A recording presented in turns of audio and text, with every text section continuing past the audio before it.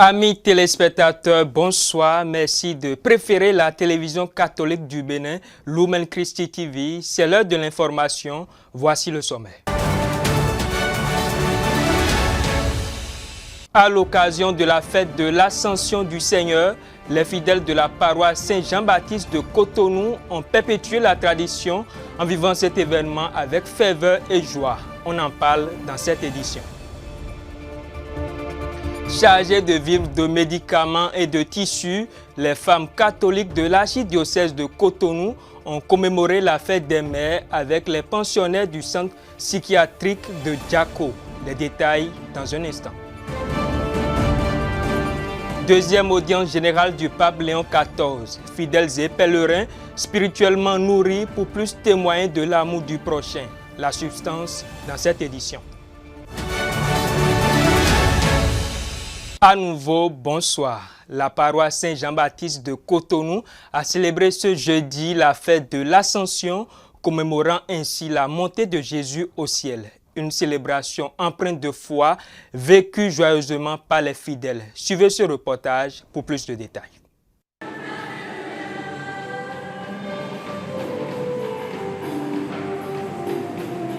Jésus est monté au ciel, c'est l'Ascension. À la paroisse Saint-Jean-Baptiste de Cotonou, les fidèles se sont rassemblés en ce jour saint pour commémorer cet événement majeur de la foi chrétienne.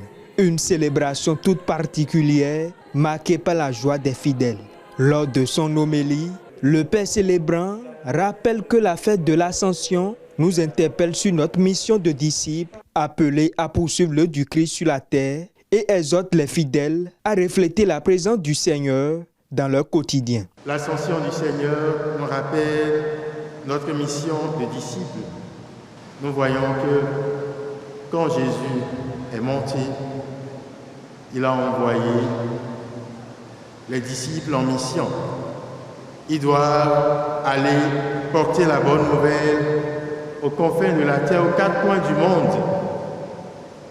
Et selon le témoignage de Luc, lorsque les disciples stupéfaits étaient restés là, à regarder le ciel, deux hommes vêtus de blanc, leur ont dit « Pourquoi restez-vous là à regarder le ciel ?»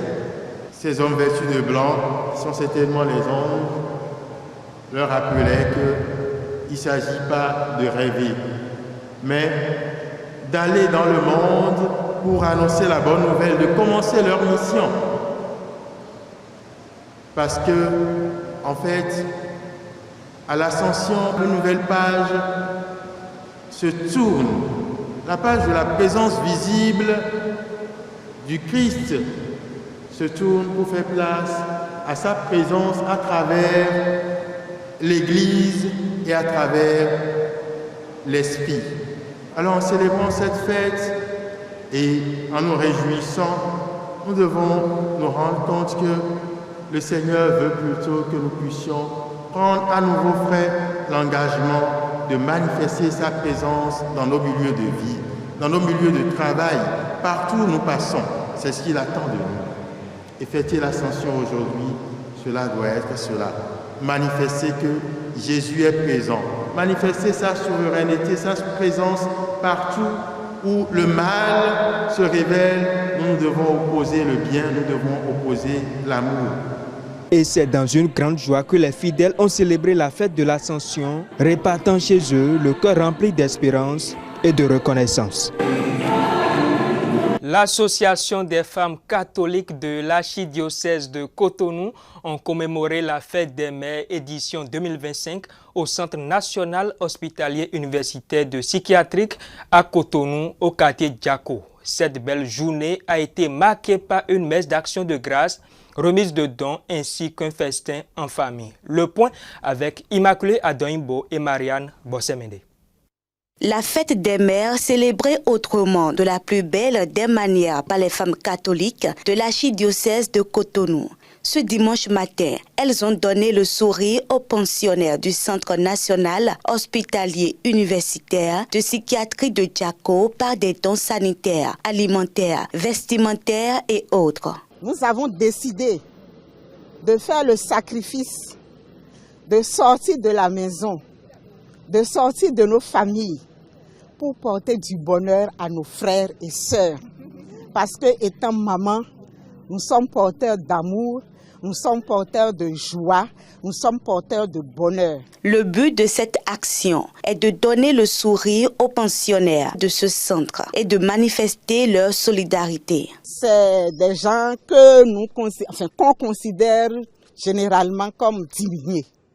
Alors nous voulons leur donner leur dignité, leur dire que nous sommes avec eux. Nous ne les oublions pas, nous les portons, nous les aimons. C'est pour cela que nous avons décidé de venir ici cette année. Par ce geste, l'Association des femmes catholiques de l'archidiocèse de Cotonou a partagé des moments de bonheur avec les pensionnaires. La présidente livre ici le programme de la journée. Nous allons célébrer l'Eucharistie avec eux, rendre grâce avec eux pour tout ce qu'ils souffrent, pour ce qu'ils portent, leur donner de l'espoir, prier pour eux, leur offrir un petit repas, parce que c'est la fête et c'est les mamans qui fêtent. En plus de cela, nous leur offrons un peu de médicaments, parce que le centre a besoin de beaucoup de médicaments pour les soigner, et aussi des vêtements. Jouer un peu avec eux, leur donner vraiment de la joie. À cette occasion, un clin d'œil a été fait à toutes les mamans. Bonne fête à toutes les mamans du monde entier. Et je pense particulièrement aux mamans qui sont en souffrance. Qu'elles se disent, la souffrance est là, mais l'espoir aussi est permis. Nous, mamans, nous avons une grande mission, non seulement dans notre famille, mais dans notre société. Et que la Vierge Marie, la première des mères, nous soutienne. Dans son action salutaire, cette association touche le cœur des personnes vulnérables, rallume la flamme de l'amour, montre la beauté de la vie et leur donne 1000 raisons de continuer à espérer et 1000 raisons de vivre. Femme catholique, mère de l'unité et du bon conseil. Femme catholique, en avant, en avant, en avant. Dans le même ordre d'idée, l'ONG Wellness a également fêté les mères dimanche dernier. À cette occasion, elle a marqué l'événement en réunissant des mères célibataires au cours d'un panel enrichissant au Centre Paul VI de Cotonou. Ces dernières ont été outillées sur une thématique essentielle. Suivez les détails dans ce reportage. Tout a commencé par la prière, un moment de recueillement pour placer la journée sous la grâce divine. Imparter le développement humain en assistant les mères célibataires, c'est l'objectif que s'est fixé l'ONG Wellness. Épanouissement, indépendance financière et éducation des enfants sont au cœur de leur action. À l'occasion de la fête des mères, l'ONG a réuni ces femmes battantes autour d'un thème, la santé mentale et le bien-être psychologique des mères célibataires pour l'équilibre familial. Le plus important pour les enfants, ce n'est pas tous les efforts que la mère fait. Certes, c'est important, mais l'enfant ne voit pas cela. L'enfant veut de l'attention. L'enfant veut de la présence. L'enfant veut de l'amour. Nous constatons que les mères aujourd'hui, souvent dépassées par les événements de la vie, sont instables émotionnellement et psychologiquement. Donc l'idéal, c'est de pouvoir parler quand ça ne va pas, de pouvoir s'adresser à quelqu'un de confiance pour qu'on puisse les aider. Dans notre société, c'est interdit pratiquement de parler de la santé mentale. C'est pratiquement un sujet tabou, mais il faut normalement décentraliser ça, il faut démocratiser ça pour que tout le monde puisse avoir accès aux professionnels psychologiques. Une thématique enrichissante qui a réconforté et motivé toutes les mères présentes. Nous avons profité de l'occasion de la fête des mères pour sensibiliser ces mamans sur la santé mentale. Ce n'est pas seulement ceux qui sont dans la rue déshabillés qui sont des malades mentaux. Nous sommes tous concernés par ce sujet. Nous avons profité de la fête des mères pour les sensibiliser sur ce que c'est et de se rapprocher de nous aux besoins pour qu'on leur indique le chemin à suivre, pour les orienter vers les spécialistes de la question. Le phénomène de mères célibataires est de plus en plus grandissant et je suis heureuse de constater qu'il y a des sociétés qui pensent à ces personnes qui pensent à ces gens-là qui se retrouvent dans ce sillage parce que la santé mentale aujourd'hui, c'est le vecteur du bien-être. Quand je suis venue ici, vraiment, mon cœur, ça s'est un peu apaisé. D'abord, je veux dire bonne fête des mères à toutes ces femmes battantes, toutes ces femmes mères célibataires. Et je voudrais sincèrement leur demander de garder la foi, de persévérer, de ne pas penser que leurs problèmes sont des problèmes qui les concernent seulement. Elles peuvent se rapprocher des personnes adaptées, des spécialistes et aussi des ONG comme notre ONG pour pouvoir trouver une solution. Tout s'est bien déroulé dans une ambiance chaleureuse. Et c'est autour d'une photo de famille que cette belle journée a pris fin. À Agban-Izoun, dans le diocèse d'Abomey, l'école catholique Sainte-Léonie franchit une nouvelle étape dans sa mission d'éducation. Grâce à l'inauguration de nouvelles salles de classe, les élèves bénéficieront désormais de meilleures conditions d'apprentissage. La cérémonie officielle marquée par la présence de Monseigneur Eugène Hundékon, des autorités locales, des enseignants et parents d'élèves témoigne de l'importance qu'il accorde à la formation des enfants. Suivez les détails avec Prince Donald Panou et le Père Albert Afolabi. C'est cet acte symbolique qui marque l'inauguration officielle de 6 salles de classe et une polyvalente. Bibliothèque avec bureau et magasin entièrement rénovée au profit du corps enseignant. Des apprenants et toute la communauté éducative de l'école Sainte-Léonie d'Agban-Izoun dans le diocèse d'Abomey. L'initiative est de Caritas et soutenue par Gruppo Missionario Merano d'Italie après un constat. Un geste de foi, de solidarité internationale qui témoigne du pouvoir de la fraternité partagée selon Monseigneur Eugène Cyril Hundékon qui n'a pas tari de mots pour remercier chacun des acteurs. Pour la communauté éducative, la joie est à son comble. Sincèrement, je suis dépassé, je suis séduit. Notre grande joie est d'avoir cette œuvre. Nous promettons de garder fidèlement et j'invite tous les parents d'élèves d'inscrire leurs enfants ici. Témoigner de nos infinies gratitudes à l'endroit des donateurs. Les apprenants étudieront davantage dans des conditions plus saines qui respectent leurs besoins et leur potentiel.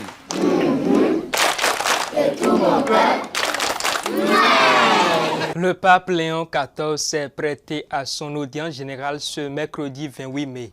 Par sa catéchèse riche en enseignements, fidèles et pèlerins se sont abreuvés spirituellement pour témoigner plus d'amour pour le prochain. Suivons cet élément avec le Père Grégoire Olava. Sur la place Saint-Pierre à Rome, où sont rassemblés une pléthore de fidèles et de pèlerins, le pape Léon XIV livre sa catéchèse au cours de sa deuxième audience générale. Sa méditation est centrée sur la parabole de l'homme qui descendait de Jérusalem à Jéricho et qui est tombé dans les mains des bandits, rapportée dans l'évangile de Saint-Luc au chapitre 10, les versets 30 à 33. Cette parabole est un chemin pour passer de la question « qui m'aime » à celle de « qui a aimé ». Par cette catéchèse, le souverain pontife voudrait aider les fidèles à grandir en humanité. Celui qui pense que son propre voyage est prioritaire n'est pas prêt à s'arrêter pour un autre. Mais voici quelqu'un qui est capable de s'arrêter. C'est un Samaritain qui appartient donc à un peuple méprisé.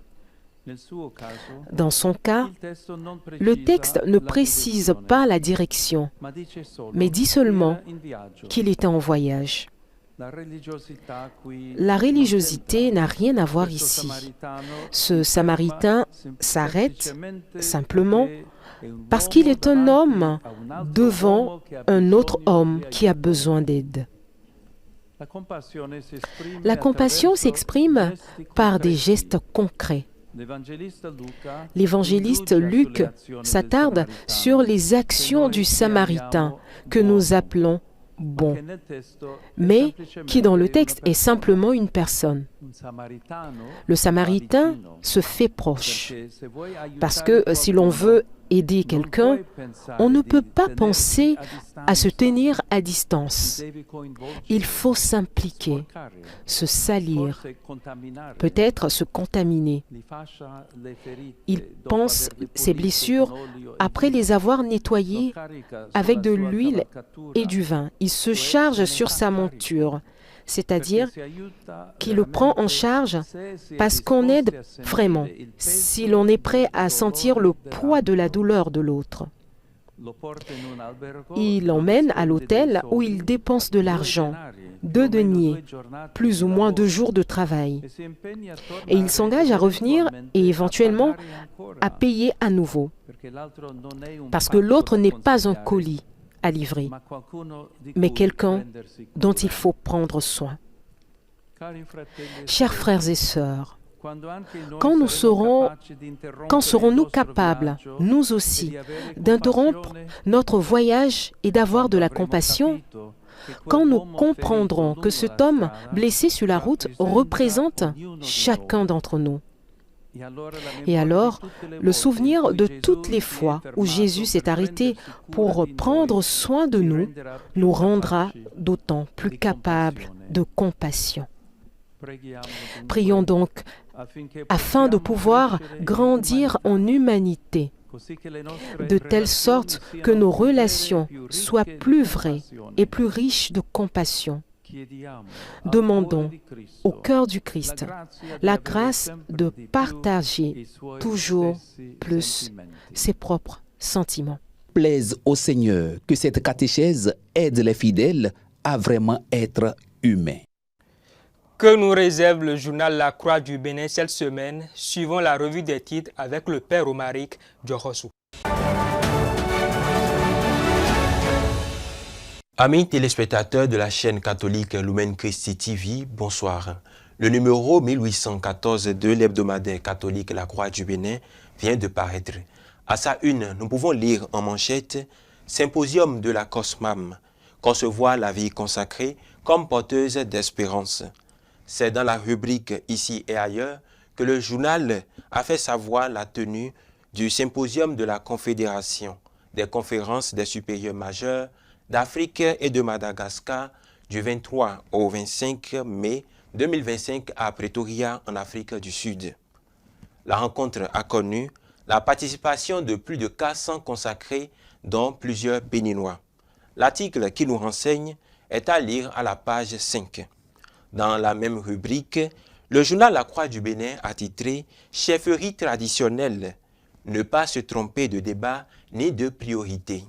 Il s'agit d'une interview accordée au journal La Croix du Bénin par le professeur Augustin Aïnamon qui relève les faiblesses et les difficultés liées à la mise en application de la loi numéro 2025-9 portant cadre juridique de la chefferie traditionnelle en République du Bénin. L'article s'étend de la page 3 à la page 4. Vous lirez aussi sur la page 3 l'éditorial du père Michael Gomé titré « La dictature des politiciens ». Sur la page 2, dans la rubrique « Économie », l'hebdomadaire catholique La Croix du Bénin a titré « Espace UEMOA ». Les pays membres prévoient lever 2600 milliards de francs CFA pour financer leurs projets. Sur la même page, le journal présente le chiffre de la semaine et la rubrique « Écologie » qu'anime le père Aurel Doou. Il revient essentiellement sur le 10e anniversaire de l'encyclique Laudato Si. Dans le dossier de cette nouvelle parution, le journal La Croix du Bénin a fait le point, de la page 6 à la page 7, de la célébration du 75e anniversaire d'existence du mouvement d'apostolat des enfants du Bénin MADEP dans l'archidiocèse de Cotonou.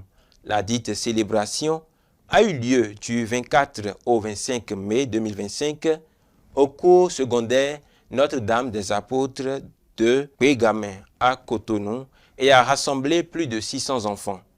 L'article est suivi d'interviews émouvants accordées d'abord par le père Marius Numbodé aumônier diocésain de l'enfance missionnaire, et par Sylvain Akambi, responsable diocésain du mouvement. La Croix du Bénin, aujourd'hui, c'est aussi la rubrique « J'écoute » sur les pages 8 et 9 qui nous aide à préparer notre journée dominicale à travers la méditation des textes liturgiques. À la page 10, dans la rubrique « Partage », le journal achève la publication des fruits de recherche du Père Moïse Adekambi et titre une fois de plus Père Thomas Moulero, fils de Djokbenou Aragbada Djogoum, de l'appropriation culturelle à l'appropriation théologique, et à partir de quelques passages bibliques, le Père Moïse Adekambi interprète la filiation du Père Thomas Moulero avec un rapprochement en rapport à la filiation de Jésus. Dans Parlons liturgie, à présent, le journal nous emmène à la découverte du thème culte avec le Père Charles Alabi. Amis téléspectateurs, le journal La Croix du Bénin est disponible au prix de 300 francs CFA à son siège-ci au centre Paul VI et sur nos diverses paroisses. Vous pouvez aussi l'avoir en version numérique au moyen d'un abonnement annuel de 10 000 francs ou en optant pour la version imprimée à 15 000 francs l'an. Pour plus d'informations, veuillez contacter le numéro suivant, plus 229 01 66 85 56 99 ou 01 66 64 14 95. Ce sera tout pour cette revue des titres. Merci et à la semaine prochaine. Et voilà qui marque la fin de cette revue d'actualité. Merci de l'avoir suivi. Chers téléspectateurs, passez un excellent week-end et que Dieu vous bénisse abondamment.